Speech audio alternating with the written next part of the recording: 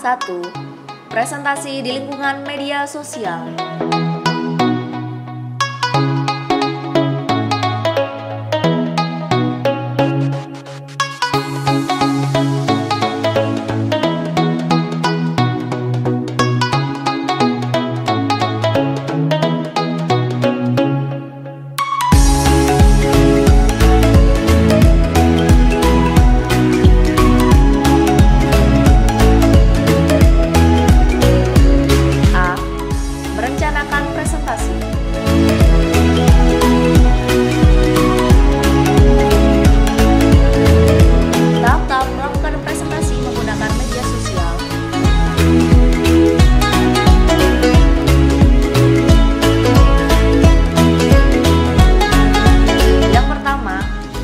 Tujuan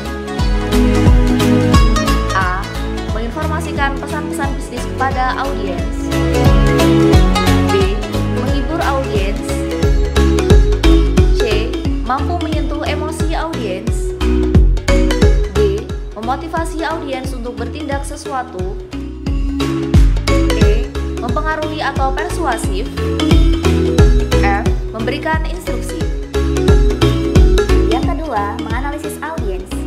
Langkah awal yang dilakukan dalam menganalisis audiens harus mengetahui latar belakang audiens seperti sosial ekonomi, usia, hobi, pendidikan, pekerjaan, pengalaman, dan jumlah audiens, sehingga presenter akan mengetahui apa yang dibutuhkan dan diinginkan mereka.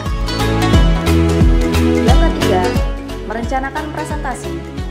Dalam merencanakan presentasi pada dasarnya sama dengan perencanaan pesan tertulis. Langkah-langkah dalam merencanakan presentasi seperti berikut.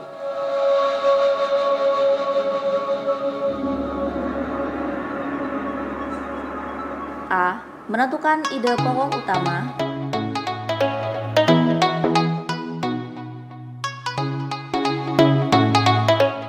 C. Memperkirakan lama presentasi. D. Menentukan pendekatan. B. Menyusun format presentasi.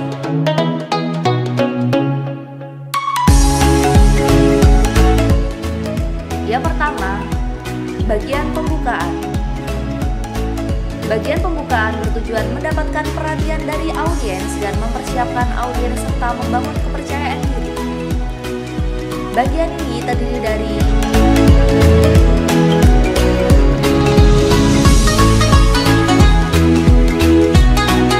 A. Menarik perhatian audiens. Yang pertama, intensitas. Yang kedua, gerakan. Yang ketiga, keakraban. Yang keempat, kebauran. Yang kelima, humor. Yang keenam, ketegangan. B. Membangun kredibilitas. Bagaimana cara membangun kredibilitas? Presenter harus berpenampilan rapi dan serasi, kemudian memperkenalkan diri terlebih dahulu kepada audiens. Hal ini dapat membangun kredibilitas presenter. Peninjauan audiens. Peninjauan audiens membiarkan audiens untuk memahami materi yang akan disampaikan dengan membaca garis besar isi dari materi yang akan dipresentasikan, dan diharapkan audiens dapat memahami seluruh isi dari materi yang akan diinformasikan. 2. Bagian isi. Bagian isi merupakan bagian paling penting dari presentasi. Bagian ini berisi latar belakang, pokok pikiran, pembahasan, dan kesimpulan. Oleh karena itu, bagian isi harus jelas, padat, dan sistematis, sehingga mudah dipahami oleh audiens.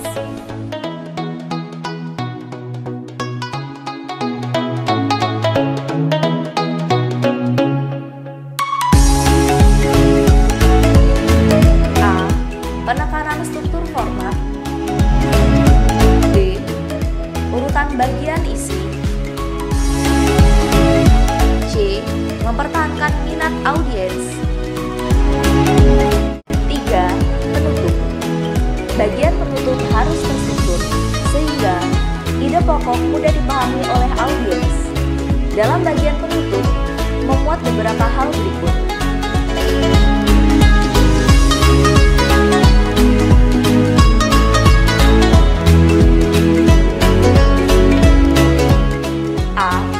Meringkas pokok pikiran. B. Menggarisbawahi tahap berikutnya. C. Menutup dengan kesan yang baik.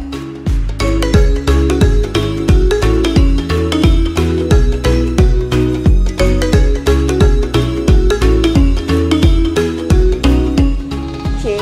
Presentasi di lingkungan media sosial.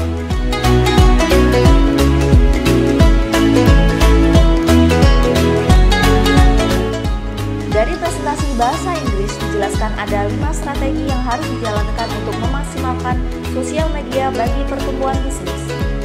Anda antara lain: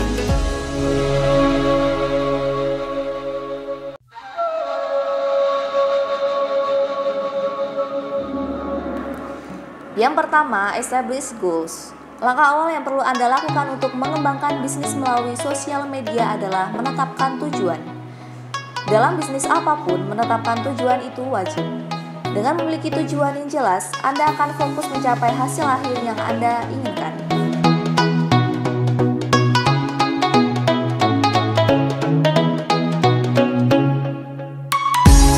Yang kedua adalah listen. Pebisnis efektif adalah pendengar yang baik.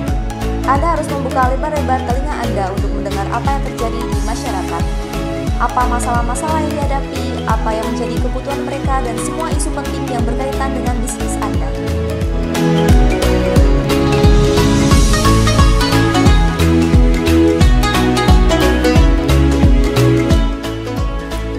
Yang ketiga, build. Karena konteks awal dari pengembangan bisnis Anda melalui sosial media, maka Anda harus menentukan jenis media atau saluran yang Anda gunakan. Apakah Anda menggunakan website bisnis, blog, Facebook, page, atau sosial media yang lain.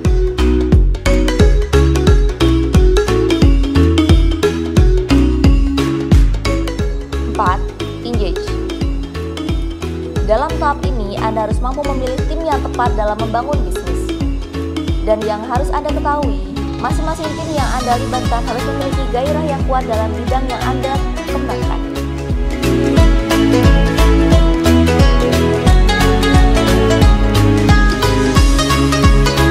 5. Analyze and optimize. Untuk keberlangsungan bisnis Anda dalam jangka panjang, maka langkah ini tidak bisa Anda tinggalkan, yaitu menganalisa dan mengoptimalkan. Ini adalah bagian yang cukup sulit. Namun jika ini berhasil Anda lakukan, maka keberlangsungan bisnis yang Anda kembangkan melalui sosial media akan mencapai hasil yang baik.